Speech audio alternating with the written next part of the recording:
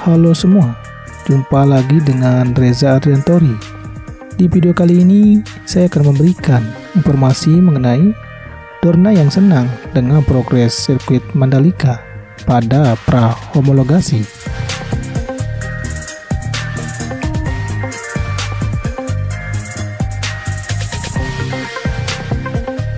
Perwakilan dari Dorna Sport selaku pemegang hak komersial MotoGP dan FIM sebagai badan dunia yang menaungi olahraga balap motor pada hari Rabu mengaku puas dengan progres pembangunan sirkuit Mandalika di Lombok Tengah, Nusa Tenggara Barat setelah menyelesaikan inspeksi prahomologasi sirkuit calon tuan rumah balap MotoGP dan World Superbike ini.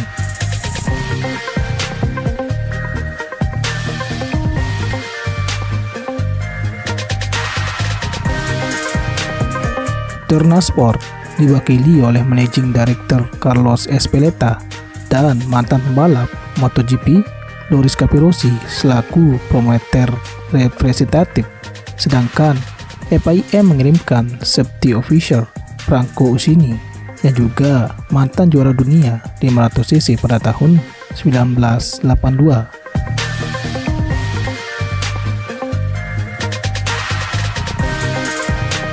Homologasi merupakan proses standar persetujuan atau sertifikasi dalam dunia balap yang meliputi standar kendaraan balap, lintasan, dan komponen-komponen lainnya yang telah ditentukan untuk penyelenggaraan ajang balap.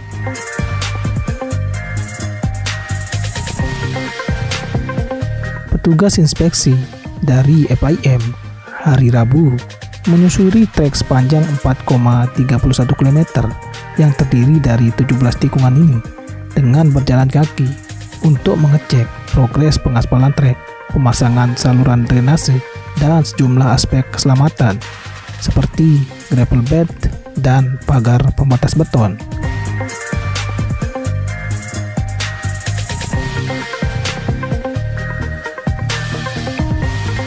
FIM yang bertanggung jawab untuk homologasi trek, tapi kami telah seharian berada di sirkuit Mandalika. Franco Ucini sangat senang dan demikian pula saya, kata Ezpeleta kepada Antara ketika ditemui di Lombok Tengah.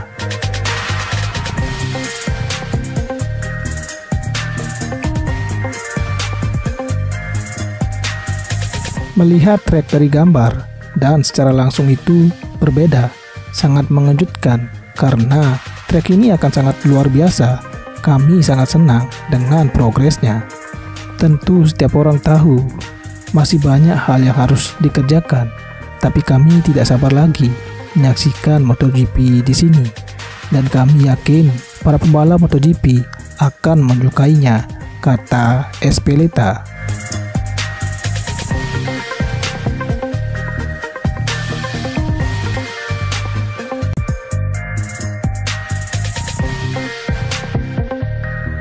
Masih tersisa kurang lebih 3 bulan bagi PT Pengembangan Pariwisata Indonesia Persero atau ITDC untuk merampungkan pembangunan lintasan sebelum homologasi final pada pertengahan tahun ini.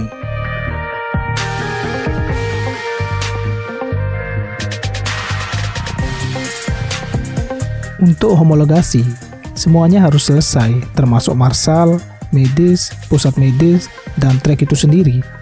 Menurut lini masa yang kami terima dari MGPA, kami terus sesuai jadwal, kata Ezpeleta.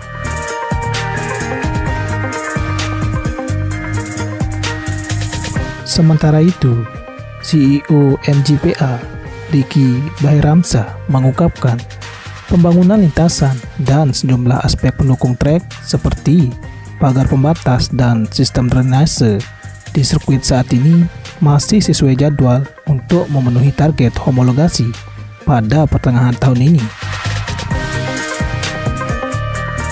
Kami sangat senang mereka bisa datang untuk melakukan inspeksi secara menyeluruh, dan sejauh ini kami melihat mereka sangat senang dengan progresnya, khususnya dari aspek keselamatan, karena itu merupakan salah satu elemen terpenting di setiap trek MotoGP, kata Ricky.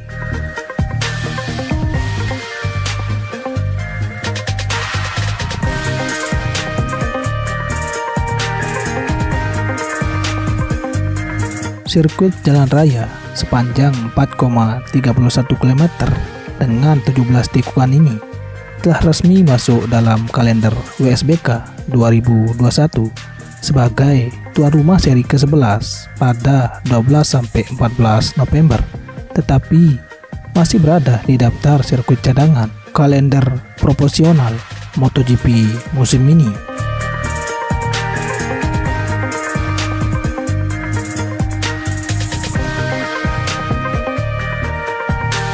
Pemerintah menargetkan sirkuit Mandalika akan menjadi tuan rumah Grand Prix Indonesia pada Oktober nanti ketika MotoGP memulai Tour Asia.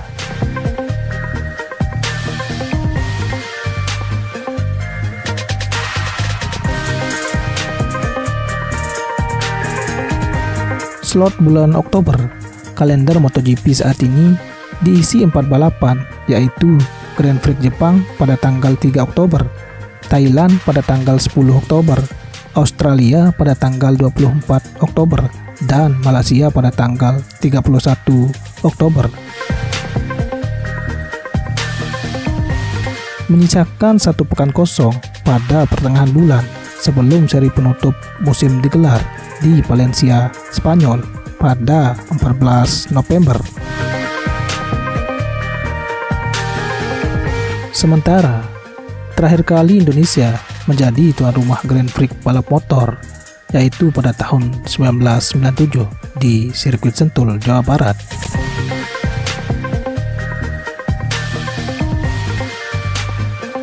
Kata Espeleta tidak bisa dijelaskan dengan kata-kata seberapa pentingnya MotoGP kembali ke Indonesia. Ini adalah pasar yang besar bagi kami dan bagi para pabrikan serta basis fans Indonesia. MotoGP itu tidak ada duanya. Jadi, kami senang bisa kembali dan menantikan hari itu tiba.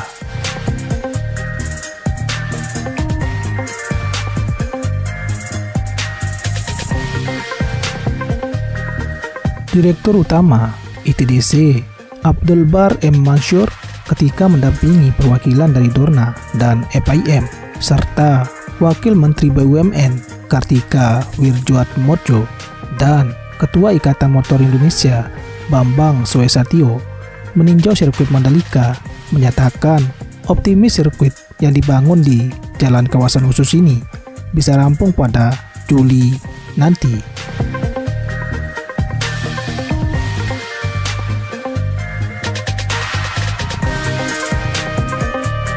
Kami berharap bisa selesaikan bulan Juli.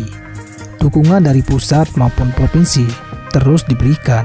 Harapannya semua lancar dan acara ini bermanfaat, kata Abdul Bar.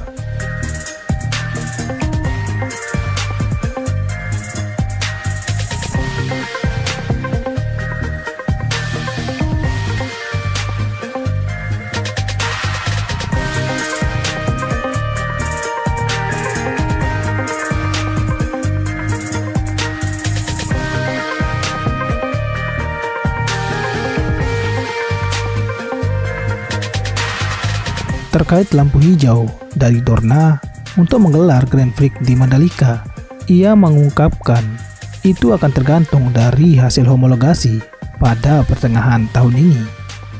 Masih ada perbincangan lagi, kita kejar jadi dulu, kemudian mereka datang lagi bulan Juli. Semuanya masih tergantung hasil homologasi, tutur Abdul Bar.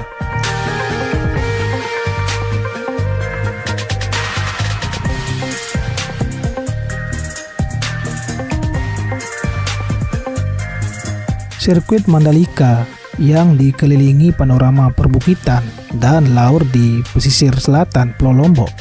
Mandalika International Street Circuit nantinya akan menjadi satu-satunya sirkuit jalan raya yang menjadi bagian kalender MotoGP.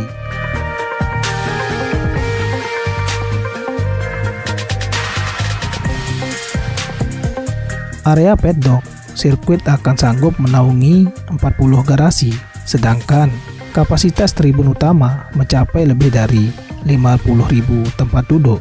Sementara area tanpa tempat duduk atau tribun berdiri didesain untuk menampung kurang lebih 138.000 orang dan Hospitality Suites direncanakan memiliki kapasitas 7.700 penonton.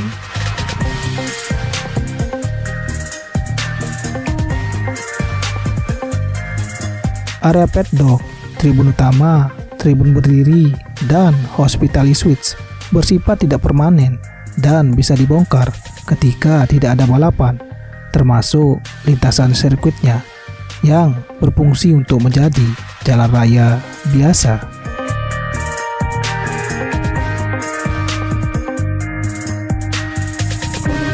Dengan menjadi tuan rumah MotoGP, Indonesia akan mendapatkan 3 keuntungan, yaitu dari sisi country branding, tourism effect, dan multiplier effect ekonomi.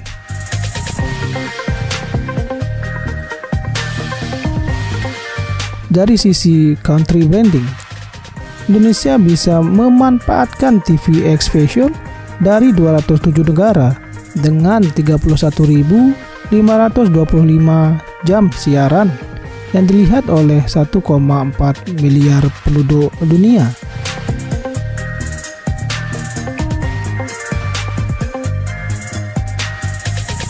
Selain itu juga, memanfaatkan media exposure melalui 9.454 perwakilan media internasional dan 3.000 lebih media cetak dari berbagai negara.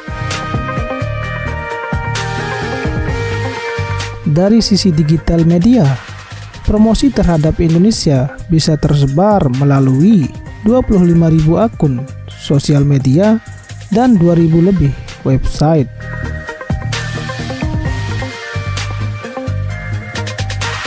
Kemudian, peningkatan country branding juga akan sejalan dengan meningkatkan tourism effect. Dunia akan makin mengenal Indonesia, Lombok, dan Mandalika dalam waktu yang instan. Selain itu juga, kunjungan turis lokal dan mancanegara ke NTB ditargetkan mencapai 4,4 juta pada 2021 ini. Jumlah tersebut sangat realistis karena sebelum dan sesudah penyelenggaraan MotoGP, turis pasti tetap ingin berkunjung ke Mandalika untuk melihat langsung keberadaan sirkuit ini. Dari sisi multiplier effect ekonomi, keberadaan sirkuit Mandalika diharapkan meningkatkan produk domestik regional bruto atau PDRB NTB dari 157,89 triliun rupiah menjadi 160,12 triliun rupiah. Tak hanya itu saja, peningkatan dipisah dari 313,83 triliun rupiah menjadi 315,39 triliun rupiah dengan kenaikan 1,56 triliun rupiah.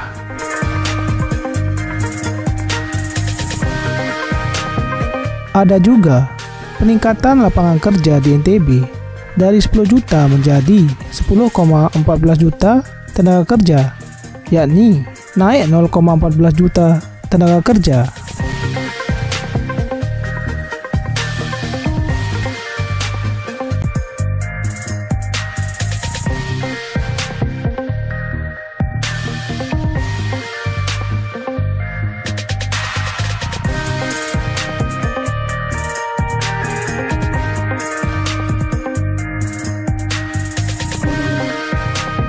Kita semua berharap proses pengerjaan sirkuit Mandalika dan fasilitas pendukung lainnya dapat berjalan lancar supaya kita semua dapat menyaksikan event balapan motor paling bergengsi di dunia ini diselenggarakan di Indonesia.